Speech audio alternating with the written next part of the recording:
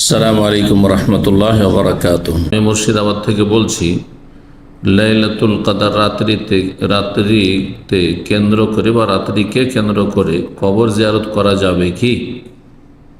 কোনো রাত বা দিনকে নির্দিষ্ট করে যদি কেউ কবর জিয়ারত করে, যেমন ঈদের দিনে কবর জিয়ারত আমাদের দেশে বেদাতি সমাজে আছে।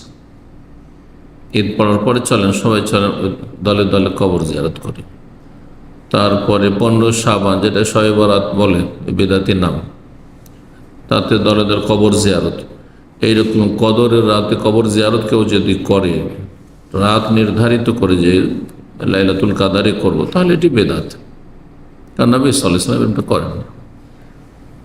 তবে একা আপনি মাঝে মধ্যেই যান, তার মধ্যে লাইলাতুল কাদারে চলে গেছেন কোনো কোনো বছরে, কোনো অসুবিধা নেই। কিন্তু লাইলাতুল কাদার হলে আর তাতে আবার বিশেষ রাত 27-এ অথবা 21-এ কোনো একটা দিন নির্দিষ্ট করে ফেলেছেন, এমন যদি করেন বা এটাকে অভ্যাস বানিয়ে নেন, সুন্নতের মতো বানিয়ে নেন, তাহলে বেদাত। যেটি সুন্নত নেই সেটাকে সুন্নতের মতো পালন করা বেদাত।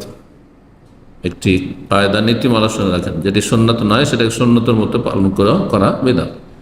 কিন্তু যে কোনো সময়, রাতে দিনে, সকাল বিকাল, যে কোনো সময় কবর জিয়ারত করতে পারেন। নবী সাল্লাল্লাহু আলাইহি ওয়াসাল্লাম এসব পরে, আয়েশা রাদিয়াল্লাহু ঘুমিয়ে যাওয়ার পরে কবর জিয়ারত করতে গেছেন, কোনো অসুবিধা নেই, যেতে পারে। আমাদের দেশের মানুষরা কবরস্থানকে ভয় পায়, কবর কাছে যেতে ভয় পায়। ও রাতে যাওয়া বললে তো ওদের উজু নষ্ট হয়ে যাবে হয়তো। আল্লাহ হিদায়াত দান।